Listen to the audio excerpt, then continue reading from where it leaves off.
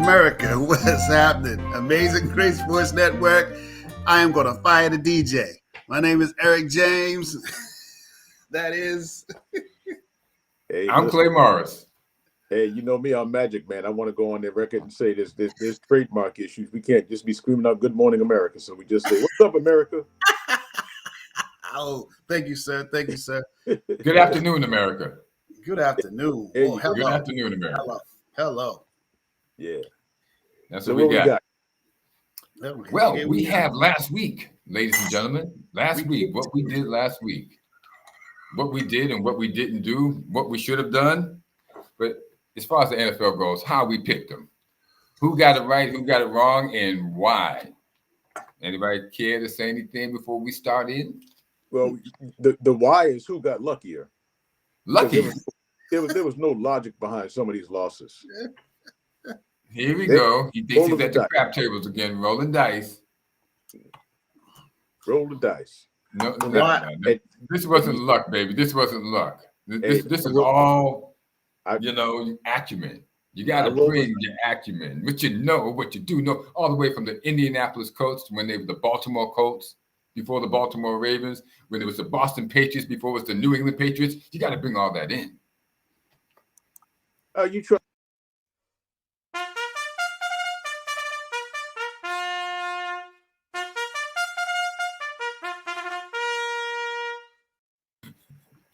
Now, as I was saying, this guy's funny. Yeah. This guy's a comedian. You're darn right. Look here. Some teams that lost shouldn't have lost. That was like here we go. Now we're gonna just get into this. They just not playing, man. Where's that violin? Let me play it. Let me play that violin for you. All right, let's go. Who got the first game? You got the first game, Clay? Go ahead. Okay, the first game of the week last week was the Los Angeles Chargers visiting the Las Vegas Raiders. Los Angeles Chargers versus the Las Vegas Raiders. For now on, the Los Angeles Chargers are the Lost Chargers. But go ahead. And here we go. How do we pick them? Let's see. The Los Angeles Chargers traveling a whole hour away to Las Vegas to take on the Raiders. And I am taking the Raiders. What? I'm taking the Raiders.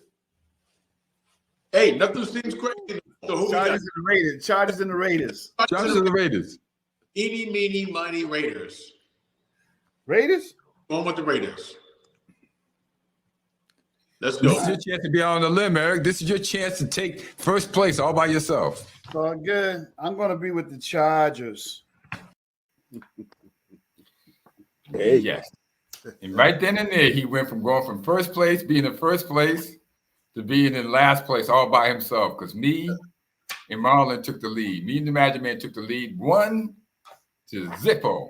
Because what was the final score of that game, ladies and gentlemen? 63-21. They put the smack down. 63-21. And so, listen, here's what my issue is with sports across the board right now. That just means there's a whole lot of mediocrity that's squeaking through the doors, because there's absolutely no way a team should get – no one in the NFL in today's world should hang 70 points on someone. I don't know. I think there might be some mediocrity in game picking.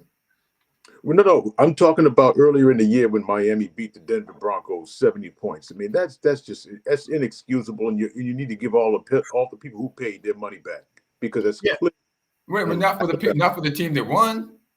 Okay, yeah, they deserve to keep their checks. The team who lost, 70-0. That's insane.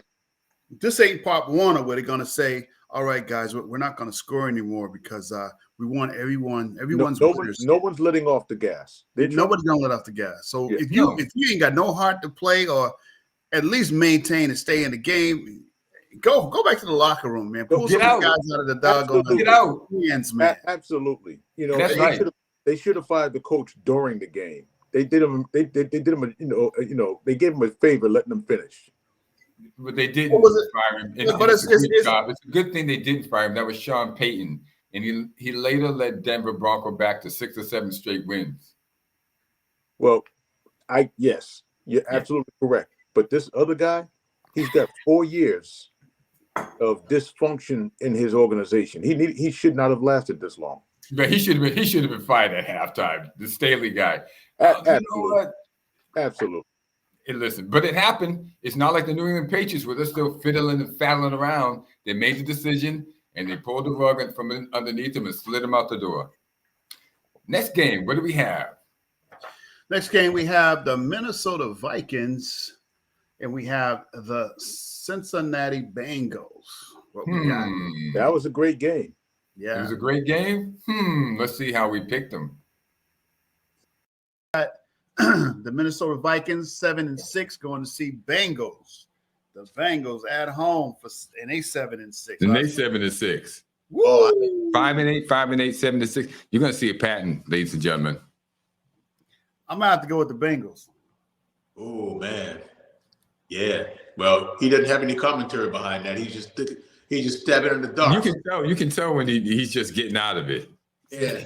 Hey, I'm glad you're going with the Bengals because I'm going with the Vikings. Okay. Well, the Vikings just won a really big game by a really big score of 3 points in the last minute of the game. I'm going Cincinnati. I'm with Mr. James on this one.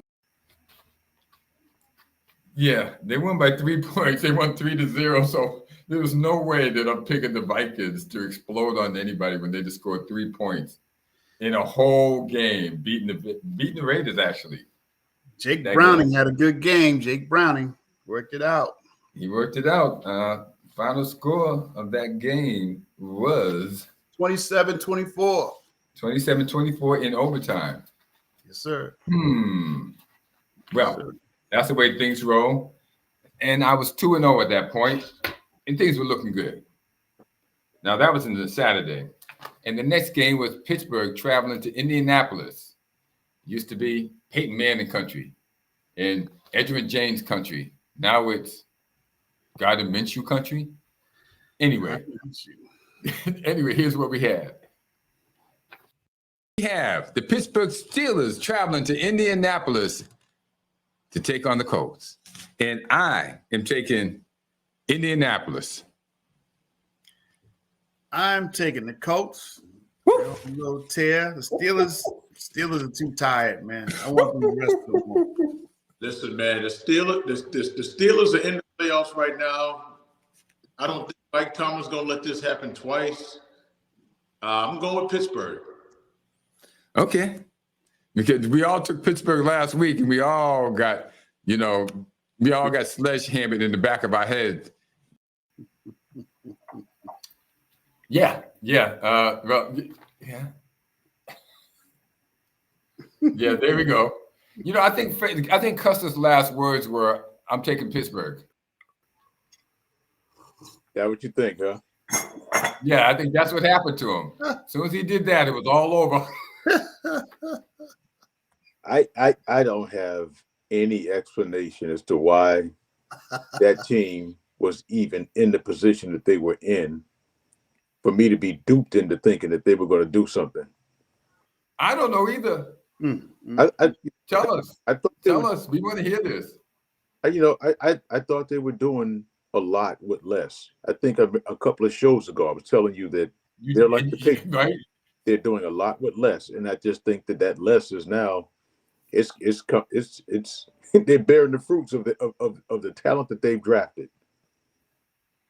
Yeah, that's been my point. They've been drafting these bums, and we get into this conversation all the time. Kenny Pickett should not have come in to play in his first year till the 8th to 10th game, at least at the very least the 8th game. He was beat up that year, and then after that, he's just been. Anytime he gets hit, he's out injured. They always rush these guys in, and you can't rush these guys in their first year. But that's a story for another tale. Me, Mr. James, we've had this argument up and down because of the quarterbacks going out injured the way they have. But Pittsburgh is done. cook them. I don't think they're in the playoffs anymore. Let's put it that way. No, absolutely not. They played themselves straight out of the play. They got some talent. They got Najee Harris. You know, they still got T.J. Watt. You know, they have something to build around. But you know, let's see what they do. Let's see. And the next game, let's see what they do. Was Denver and Detroit. Denver and Detroit. I wonder how we picked this one. This seems to be an easy game. It was the Denver Broncos 7-6 going to Detroit to play Detroit, and they are 9-4. I don't think they really realize how great of a season they're having, Detroit. Yeah. They take stuff for granted. Right. And they're losing, so I'm about to go with the Broncos. Hey. I'm going with my hometown, man. I'm going with the Detroit Lions. Your home team? Yeah, I was born in Detroit, Michigan, brother. Well, there's a reason why you're still living, because you got out.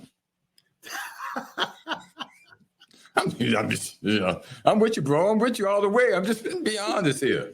All right? You know, I'm going to go with Detroit too, and it has nothing to do with the crime rate there. Look here. Look here.